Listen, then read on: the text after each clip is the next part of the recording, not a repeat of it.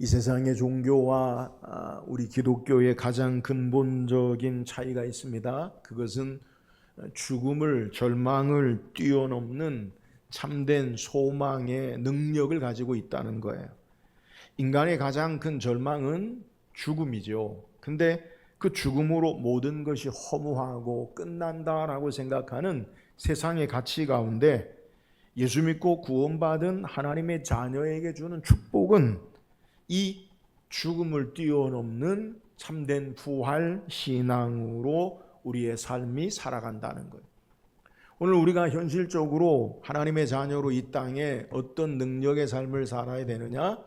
이 절망을 뛰어넘는 죽음 같은 삶의 우리의 가장 큰 절망을 뛰어넘는 소망의 부활신앙으로 살아야 돼요.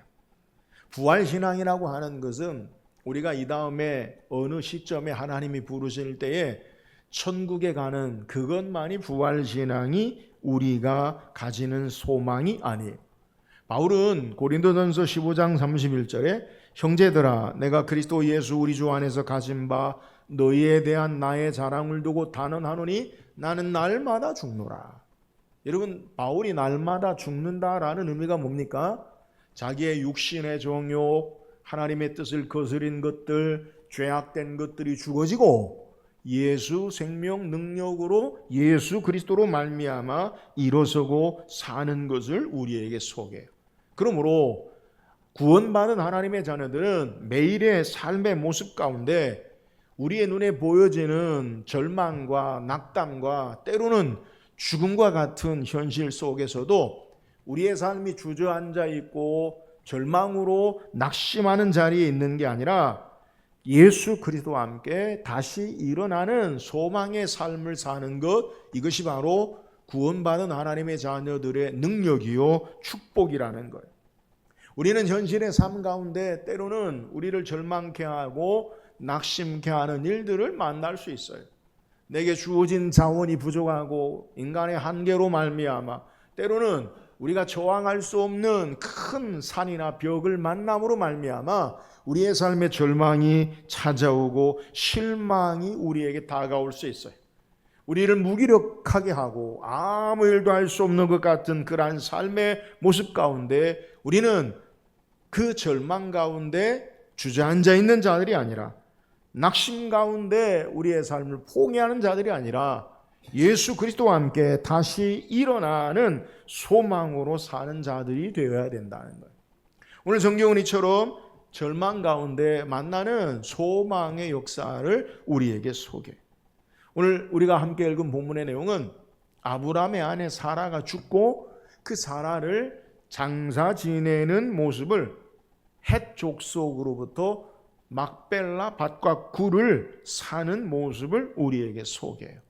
오늘 본문을 통해 단순히 아브라함이 사라를 장사하기 위해서 밭을 사고 땅을 사고 오늘날 우리의 모습으로 묘지나 선산을 사는 그러한 모습이 아니라 이 죽음의 절망 앞에 하나님의 약속의 말씀을 통한 소망의 역사를 우리에게 보여주고 있는 것이 본문의 내용이에요. 오늘 말씀을 통해서 우리의 현실의 여러 가지 우리를 낙심하게 하고 절망하게 하는 그러한 삶의 모습 가운데 어떻게 참된 부활의 신앙으로 하나님의 구원의 은혜 역사 가운데 승리할 수 있는지 오늘 말씀을 통해 은혜 나누길 원해요. 오늘 함께 읽은 본문의 내용은 1절에서 우리에게 사라의 죽음에 대해서 성경이 소개해요. 사라의 나이가 127세로 죽음을 맞이하고 아브라함은 깊이 슬퍼하며 장례를 준비해요. 우리가 창세기 23장을 1절에서부터 20절까지 있는 내용이 창세기 23장이 있는데 시간 관계상 다 읽지 않고 1절에서 11절까지 읽었어요. 근데 이 창세기 23장의 내용을 보면 1절과 2절 그리고 19절과 20절에 사라의 죽음에 관해서 소개해요. 그리고 나머지 16절 3절에서부터 18절까지는 성경이 아브라함이 헷 족속으로부터 이 사라의 매장지, 이 사라의 굴을, 이 막벨라 굴을 사는 대화의 내용을 우리에게 소개해요. 그러니까 창세기 23장에 우리에게 소개하는 것이 사라의 죽음인데 실제적으로 사라의 죽음에 관해서는 20절 가운데 4절을 소개하고 나머지 16절은 아브라함이 그 사라를 매장할 막벨라 굴을 사는 그런 내용의 대화를 우리에게 소개하고 있다라는 거예요. 오늘 성경은 우리에게 중요한 내용을 아브라함으로부터 우리에게 소개하는데 사라의 죽음과 더불어서 이 가나안 땅의 매장지인 막벨라 굴과 헤브론 족속 에그론의 밭을 사는 것을 통해서 하나님께서 우리에게 말씀하시기 원하시는 뜻을 우리는 살필 수 있어야 돼요. 오늘 말씀을 통해 사라의 죽음과 더불어 비교적 자세하게 이 에그론의 밭 막벨라 굴을 아브라함이 소유하는 사는 내용을 통해서 우리에게 말씀하시는 참된 은혜의 모습을 찾기를 원해요. 그렇다면 이 사라의 죽음과 장사 지내는 땅을 매입하는 것을 통해 우리에게 주시는 은혜가 무엇입니까? 먼저 우리는요, 이 사라의 죽음의 의미를 성경에서 말하는 것을 좀 찾아봐야 돼요. 오늘 1절, 2절 다시 한번 읽어봅시다. 1절, 2절입니다. 시작. 사라가 127세를 살았으니 이것이 곧 사라가 누린 횟수라. 사라가 가나안 땅 헤브론 곧 기럇 아르바에서 죽음에 아브라함이 들어가서 사라를 위하여 슬퍼하며 애통하다가. 자, 오늘 성경은 사라의 죽음이에요. 근데 이 사라가 몇 살에 죽었느냐? 그의 나이가 127세에 죽었다라고 성경이 우리에게 기록해요. 근데 우리가 성경을 읽어보면 성경은 족장들의 아내의 죽음을 기록하지 않아요. 족장이라고 하면 아브람과 이삭과 야곱 그리고 요셉에 이어지죠. 근데 성경에 창세기를 통해 족장의 아내의 죽음에 관한 내용들을 성경은 깊이 다루지 않아요. 이삭의 아내 리브가의 죽음은 언급하지 않고요. 라헬의 죽음은 간략하게 우리에게 소개해요. 그런데 오늘 족장들의 아내 가운데 유일하게 이 사라의 죽음에 대해서 성경이 소개하고 그 죽은 나이에 대해서 성경이 기록하고 있다는 거예요. 무슨 의미이냐? 사라가 하나님의 구원사, 구속 역사에 있어서 중요한 역할을 한 것을 그 단면을 우리에게 보여주고 기록한 거예요. 오늘 사라의 죽음의 의미가 있다는 거예요. 여러분, 사라의 이름의 의미가 무엇입니까? 아브람, 사레가 사라로 되었어요. 이 사라의 의미는 열국의 어미다라는 거예요. 열국의 어미. 그러니까 모든 나라와 열국의 어머니가 된다라고 이야기해요. 아브람이 믿음의 조상이다라고 이야기한다면 사라는 믿음의 어머니라고 볼 수 있다는 거예요. 오늘 성경은 그러면서 2절에 사라가 127세를 살았다라고 1절에 소개하고 2절에는 구체적으로 그가 어디에서 죽었다라고 죽음의 장소를 소개해요. 오늘 2절에 사라가 가나안 땅 헤브론 곧 기럇 아르바에서 죽음에라고 소개하고 지금 어디에 죽었느냐? 헤브론 땅 기럇 아르바. 근데 헤브론 땅 기럇 아르바는 어떤 땅이냐? 가나안 땅이다. 그럼 지금 사라가 어디에 죽었느냐? 가나안 땅 헤브론 기럇 아르바에 죽었다라고 소개하는 거예요. 이 말씀은 아브람과 더불어 사라가 그의 삶의 걸어온 여정을 마무리하면서 우리에게 소개하는 거예요. 창세기 12장에 아브라함이 하나님의 말씀을 듣지요. 너는 너의 고향 친척 아버지 집을 떠나 내가 내게 지시할 땅으로 가라. 이 아브라함과 더불어서 사라는 아브라함과 더불어 하나님의 약속을 부여잡고 믿음의 여정을 시작해요.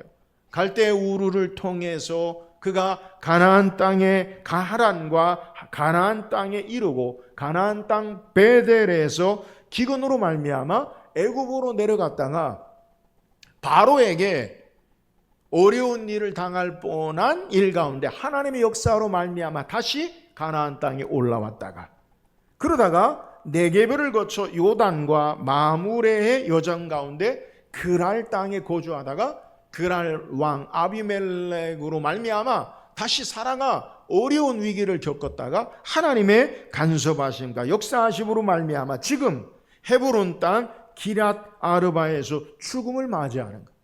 오늘 가나안 땅 헤브론 기럇 아르바와 그가 처음 아브라함과 함께 시작한 우르로부터 거리를 계산하면 2880km가 돼요. 그러니까 많은 거리지요. 여러분, 우리가 서울에서 부산까지가 한 400km 되잖아요.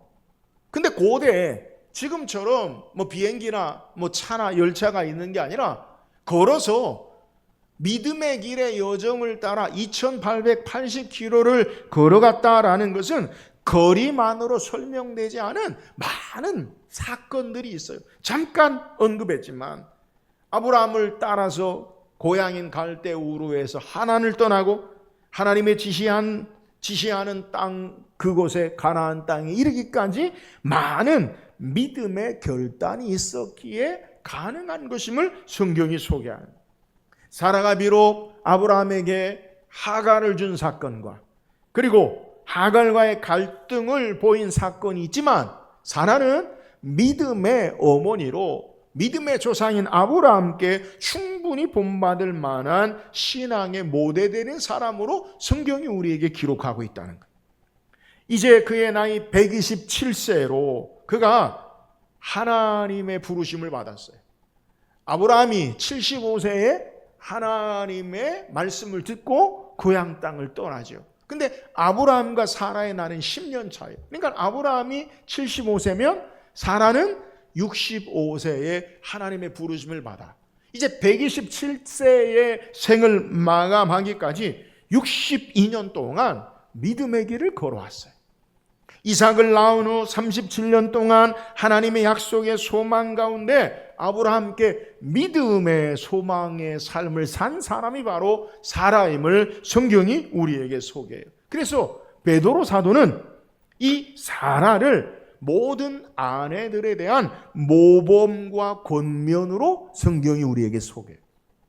베드로전서 3장 1절에 보면 아내들아 이와 같이 자기 남편에게 순종하라. 이는 혹 말씀을 순종하지 않는 자라도 말로 말미암지 않고 그 아내 행실로 말미암아 구원을 받게 하려 함이니. 아내들에 대해서 믿음 안에 소개하면서 다시 베드로전서 3장 5절 6절에 보니까 전에 하나님께 소망을 두었던 거룩한 부녀들도 이와 같이 자기 남편에게 순종함으로 자기를 단장하였나니 사라가 아브라함을 주라 칭하여 순종한 것 같이 너희는 선을 행하고 아무 두려운 일에도 놀라지 아니하면 그의 딸이 된 것이니라.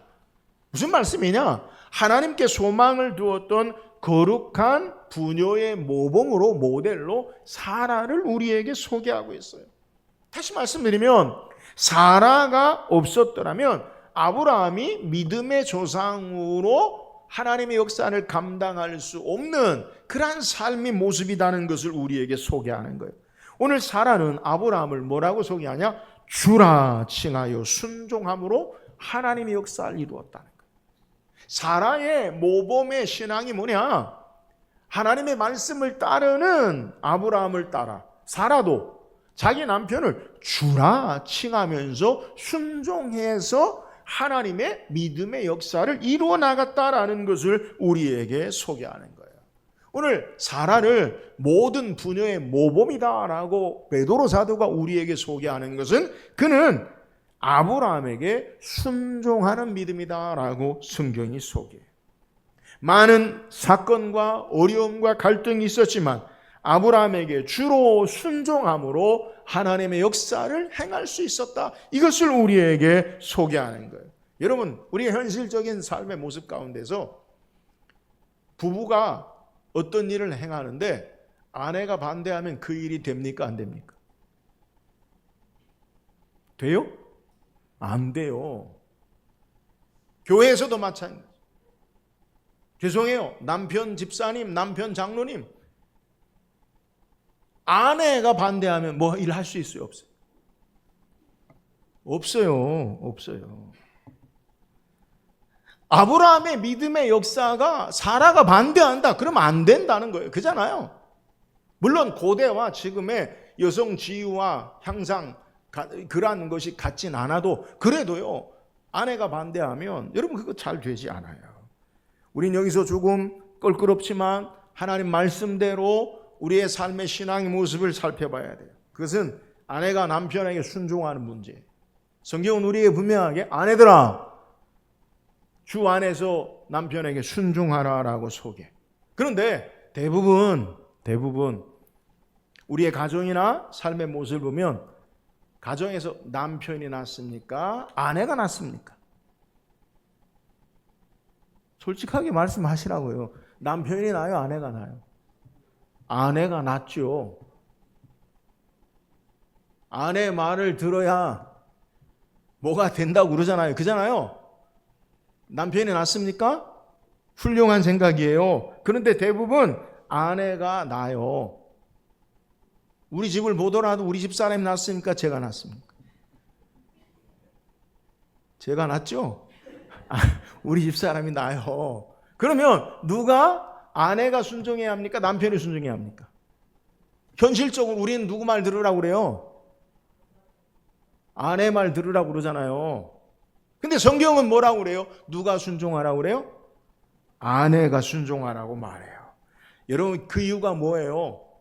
누가 더 낫다 그걸 이야기하는 게 아니라 하나님이 세우신 질서를 말하는 거예요. 그럼 남편은 아내들에게 어떻게 합니까? 사랑하라. 어떻게 해요?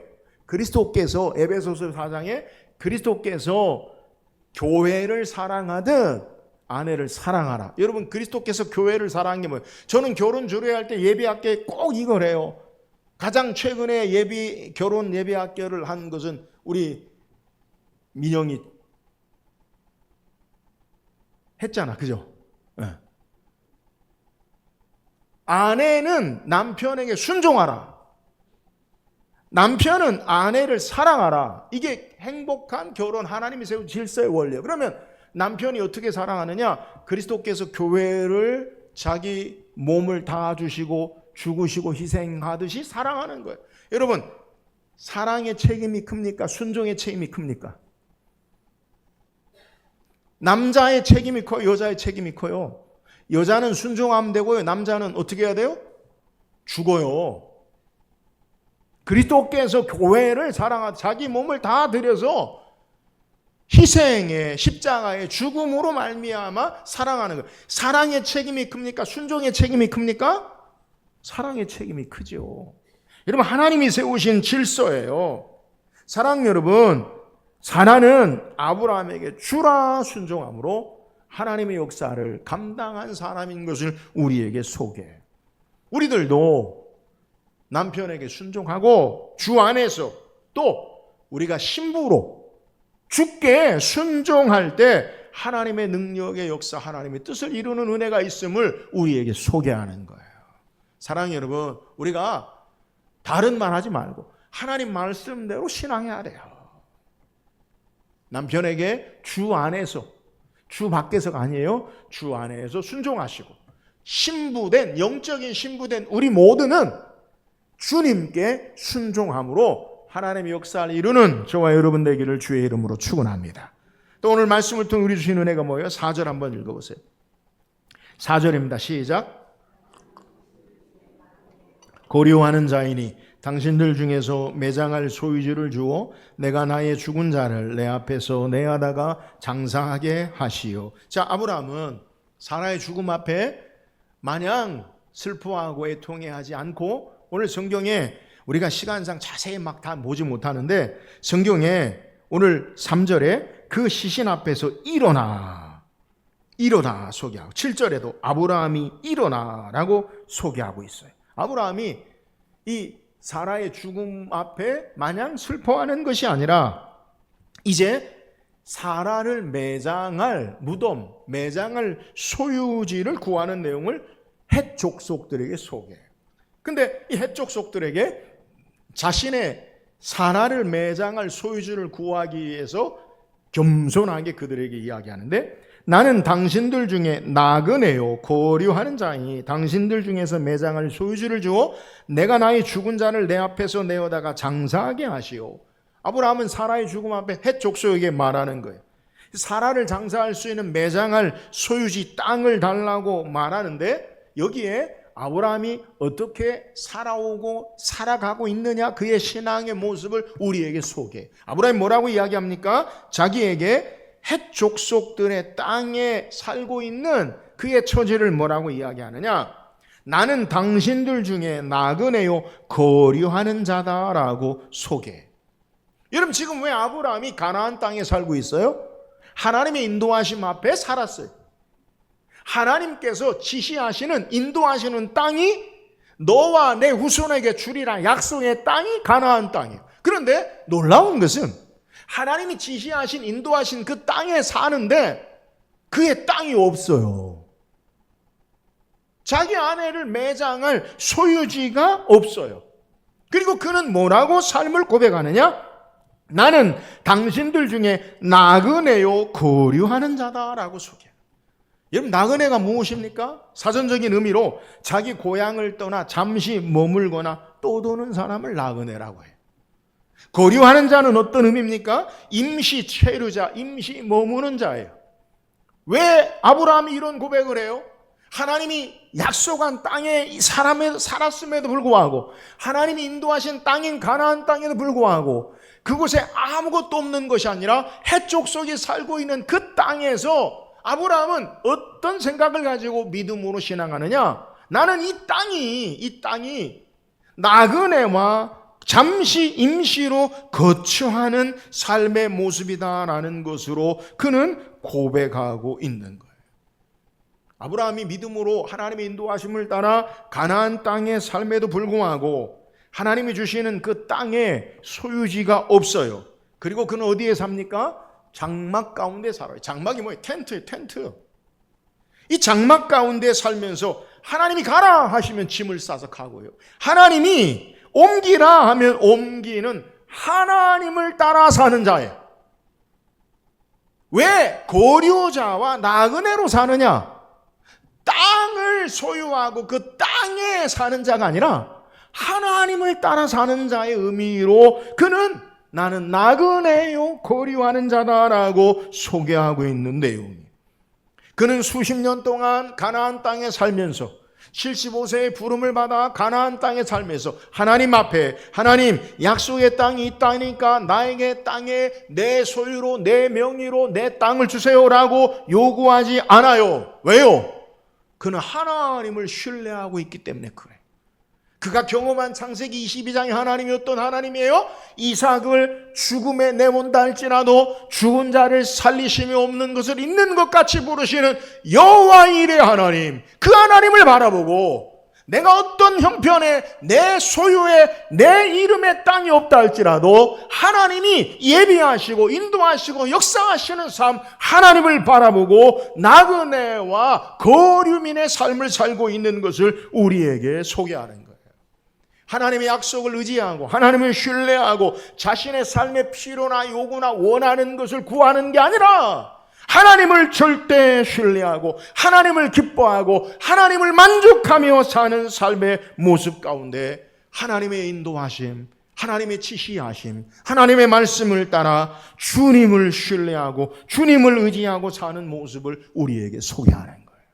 사랑하는 여러분, 우리가 어디에 사느냐, 무엇을 가지고 사느냐, 이것이 중요한 게 아니라 하나님과 함께 사는 자요, 하나님을 의지하고 사는 자요, 하나님을 신뢰하고 사는 삶의 모습이 더 중요한 것을 믿으시기를 주의 이름으로 축원합니다. 우린 이 땅에서 어떤 삶을 살아야 하느냐? 여러분, 우리는요 나그네와 거류민이에요. 우리가 돌아갈 영원한 하나님 나라가 우리가 살아야 할 것이, 이 땅에 어떤 삶을 삽니까? 하나님을 신뢰하고 하나님을 의지하고 날마다 그의 말씀을 소망 삼고 하나님을 소망 삼고 믿음으로 신앙하며 사는 자의 삶의 모습, 이것이 바로 신앙의 모습임을 우리에게 소개하는 거예요. 사랑하는 여러분, 아브라함처럼 하나님과 함께 하나님을 신뢰하고 이 땅에 어떤 모습이든지 우리가 나그네와 거류민의 삶인 것을 알고 하나님 의지하고 신앙하는 저와 여러분 되기를 주의 이름으로 축원합니다. 또한 오늘 말씀을 통해 우리 주신 은혜가 뭐예요?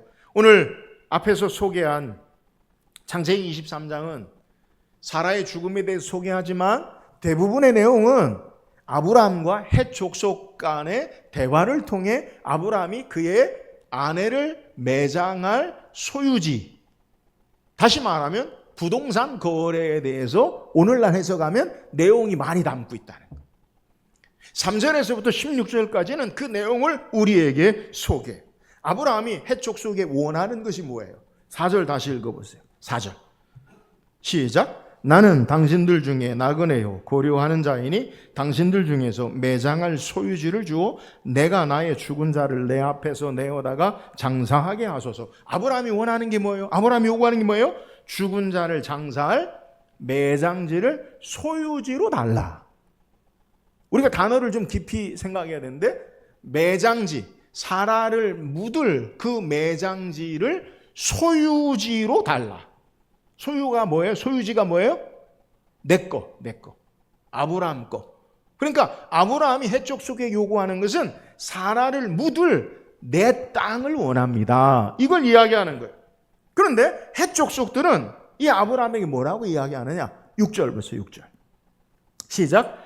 내 주여 들으소서. 당신은 우리 가운데 있는 하나님이 세우신 지도자이시니 우리 묘실 중에서 좋은 것을 택하여 당신의 죽은 자를 장사하소서. 우리 중에서 자기 묘실에 당신의 죽은 자를 장사함을 금할 자가 없으니이다. 아브라함은 소유지를 달라고 했는데 헷 족속은 뭐라고 그래요? 자기들의 무덤 가운데 좋은 것을 그냥 써라. 이 틀린 거예요. 네? 아브라함은 내 소유지로 매장하길 원한다. 헷 족속들은 우리 무덤 가운데 하나 그냥 써라. 이 말이 뭐냐? 너에게 땅을 주지 않는다는 거예요. 말은 부드럽고 말은 예의를 갖추고 완곡한데 그 실상의 내용은 아브라함은 내 아내를 묻을 땅을 내 것으로 달라. 헷 족속들은 당신은 하나님의 세우신 지도자니, 이 시간에서 그것도 잘 우리가 묵상하지 못하는데 여튼 우리 무덤 가운데 하나를 그냥 쓰세요. 예의를 갖춰서 그렇게 하는 거예요. 아브라함은 다시 8절 9절에 말합니다. 8절 9절에 보니까 그들에게 말하여 이르되 나로 죽은 자를 내 앞에서 내어다가 장사하게 하는 일이 당신들이 뜻일진데 내 말을 듣고 나를 위하여 소알의 아들 에브론에게 구하여 그가 그의 반머리에 있는 막벨라 굴을 내게 주도록 하되 충분한 대가를 받고 그 굴을 내게 주어 당신들 중에서 매장할 소유주가 되게 하기를 원하노라. 아브라함 다시 이야기해요. 아니다.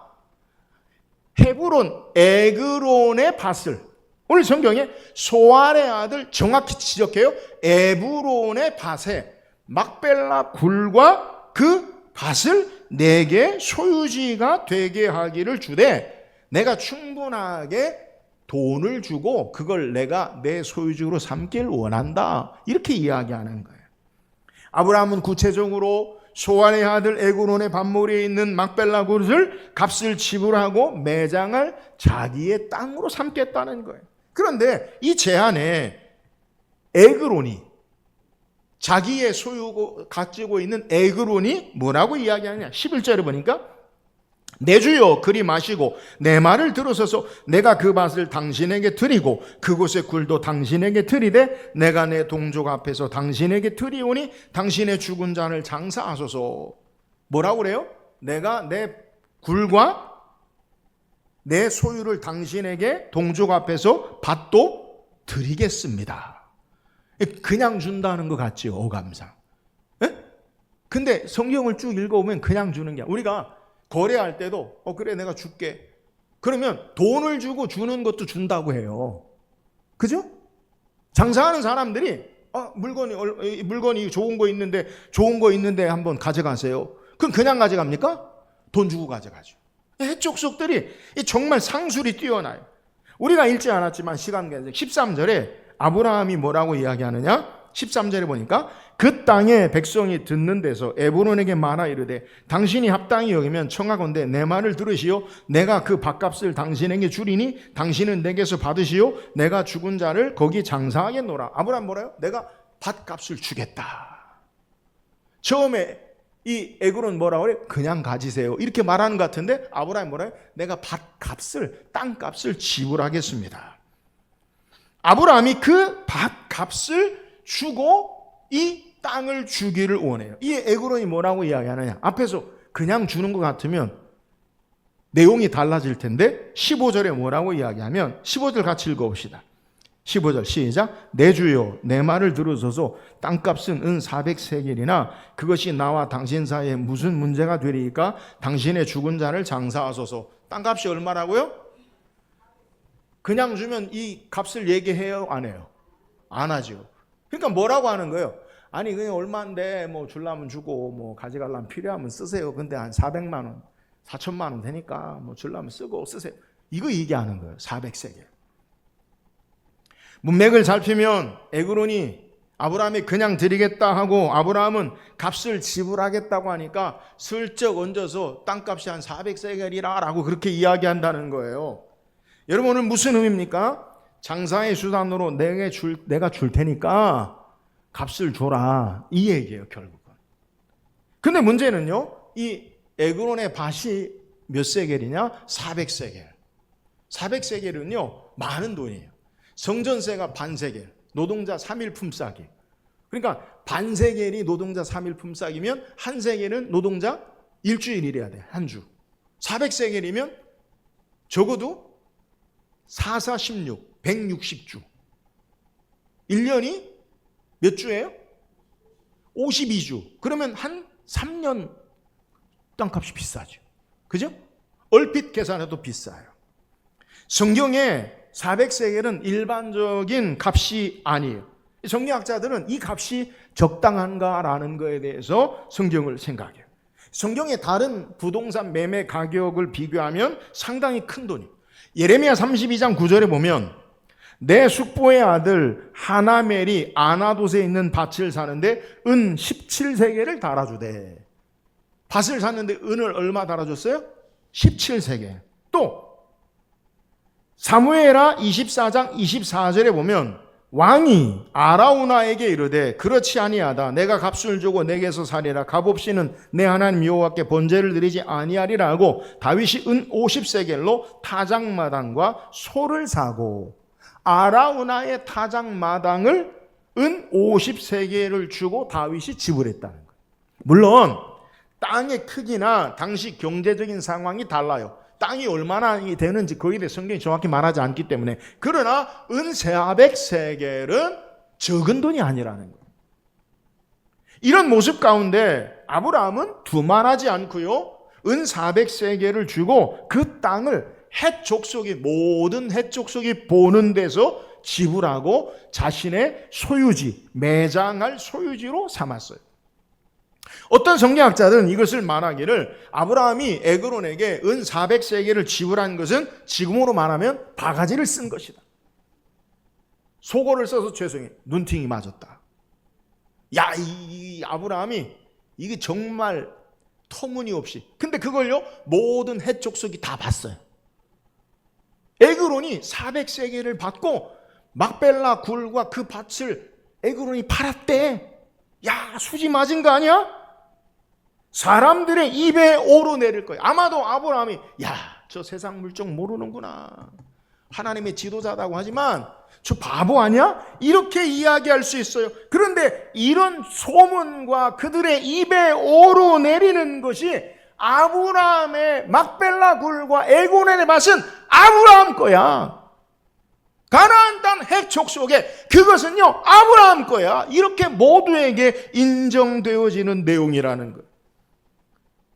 아브라함이 가나안 땅에서 그의 소유지로 사는 것, 소유지로 가진 것, 이건요 이 막벨라 굴과 그 밭이 유일해요. 하나님께서 약속하신 땅을 이제 막벨라 굴과 그 밭이 소유한 것, 이것이 바로 자신이 가지고 있는 땅이라는 거예요. 그래서 본문 17절 18절에 보면 마므레 앞 막벨라에 있는 에고논의 밭 곧 그 밭과 거기에 속한 굴과 그 밭과 그 주위에 둘린 모든 나무가 성문에 들어온 모든 헷족속이 보는 데서 아브라함의 소유로 확정된지라. 모든 헷족속이 인정해요. 이건 아브라함 거다. 가나안 땅에, 약속의 땅에 이제 아브라함의 소유로 된 것은 이건 아브라함 거다라는 거예요. 무슨 말씀입니까? 아브라함이 하나님의 약속으로 받은 가나안 땅에 막벨라 굴과 그 밭이 영원한 하나님의 기업이 되는, 하나님이 주시리라고 약속한 그 말씀의 성취의 땅임을 바라보게 하는 역사를 우리에게 소개하는 거예요. 여러분, 이 막벨라 굴, 아브라함이 산 이 땅은 사람만 묻히지 아니하고요, 아브라함도 묻히고요, 이삭도 묻히고요, 리브가와 레아와 야곱이 다 묻히고요, 훗날 요셉이 애굽에서 내 해골을 가져다가 내 조상의 무덤에 묻어달라, 그 요셉도요 여기에 묻히는 것이 돼요. 아브라함에게 죽은 매장에 사라의 매장지만 문제가 아니라 그의 자손들에게 대대로 상속할 수 있는 땅의 확보가 더 큰 것을 우리에게 소개해요. 왜요? 햇사람의 호의로 그들의 땅에 사라를 장사한다 할지라도, 그들의 묘실에 장사한다 할지라도 대대로 자자손손 물려주는 땅이 되지 않아요. 시간이 지나면서 우리 묘실에 당신의 아내를 묻었는데 우리 거니까 파가시오, 그럴 수 있잖아요. 근데 아브라함은 아내의 죽음 앞에 죽음의 절망으로 끝나는 게 아니라 하나님의 약속을 따라 그의 후손들의 삶을 준비하고 약속을 따라 신앙하도록 그의 밭을 큰 값을 주고 산 것을 우리에게 소개하는 거예요. 아브라함의 신앙의 모습을 우리에게 소개. 그는 사랑하는 아내의 죽음이라는 절망 속에 자기의 하나님의 약속을 주신 것을 따라 자기들의 자녀를 위해, 후손을 위해 소망 가운데 준비하고 있어요. 죽음의 절망으로 끝나는 것이 아니라 내일의 후손들을 통해 하나님께서 완전하게 이루실 하나님의 약속을 소망하게 하고 그 기초를 놓는 일에 땅을 구입하고 자녀들의 삶을 믿음으로 살게 하는 모습을 우리에게 소개한다는 거예요. 무슨 말씀이에요? 오늘 아브라함의 거기에 묻히고, 아브라함의 안에 사레가 묻히고, 이삭이 묻히고, 리브가 묻히고, 야곱이 묻히고, 레아가 묻히고, 그러면서 이스라엘 백성들은 그들의 삶 속에 어떤 생각을 하느냐? 하나님이 우리에게 주신 땅은 그 땅이다. 우리 조상이 묻힌 땅, 나의 아버지가 묻힌 땅, 나의 할아버지가 묻힌 땅, 그 땅이 나의 고향이다. 하나님이 주신 약속을 소망하고 그 땅을 바라보게 하는 역사를 아브라함이 행했다는 거예요. 그들은 땅 한 평 없지만 늘 마음속에 가나안 땅은 어떤 땅이다? 하나님이 약속하신 땅이에요. 우리 조상 아브라함이 묻힌 땅이요, 우리 조상 이삭이 묻힌 땅이요, 우리 조상 야곱이 묻힌 땅이다. 그래서 요셉도 내 해골을 가져다가 내 조상들의 하나님의 약속의 땅에 묻어달라. 여러분이 하나님의 약속을 소망하는 삶의 모습으로 아브라함이 행하고 있는 것을 우리에게 소개하는 거예요. 비록 지금 사라를 잃어버리는 절망이 아픈 상황 가운데도 아브라함은 하나님의 약속을 따라 그의 후손들에게 하나님이 주시기로 한 약속한 땅이 너희가 살아야 할 땅이요, 소망해야 할 땅이요, 너희가 가져야 할 하나님의 축복의 땅임을 바라보고 그 땅에 믿음으로 바라보게 하는 역사를 아브라함이 기초를 놓은 것을 우리에게 소개하는 거예요. 사랑하는 여러분, 이게 바로 믿음의 모습이에요. 죽음의 절망도 소망으로 바꾸는 믿음의 역사를 소망으로 바라보게 하는 것, 여러분 이게 바로 아브라함의 믿음의 신앙이에요. 사랑하는 여러분, 오늘 우리도 우리에게 다가오는 절망과 어려움으로 끝나는 게 아니라 그것을 통해 하나님이 행하실 소망으로 바꾸는 믿음으로 신앙하는 삶을 살기를 주의 이름으로 축원합니다. 하나님의 약속과 하나님의 복을 바라보면 그 절망이요 소망이 되어져요. 오늘 아브라함은 그와 그의 후손들에게 하나님이 약속하신 그 땅이 실제가 되어지고 그들의 본향이 되어지고 그들의 고향이 되어져서 애굽에 430년 종살이 하다가도 다시 하나님의 약속의 땅을 향해 나아가는 귀한 은혜를 우리에게 소개하는 거예요. 사랑하는 여러분, 오늘 우리의 삶의 영적 가나안이 어디입니까? 하나님 나라예요. 하나님 나라예요. 우리가 이 땅에 영원한 하나님 나라를 소망하며 사는 자들이 되어야 돼요. 그것은 우리의 절망의 자리가 아니라, 우리의 낙심의 자리가 아니라 주께서 우리를 예비하신 그 나라가 있음을 소망하며 그 소망 가운데 절망을 이기고 승리하며 나갈 수 있는 거예요.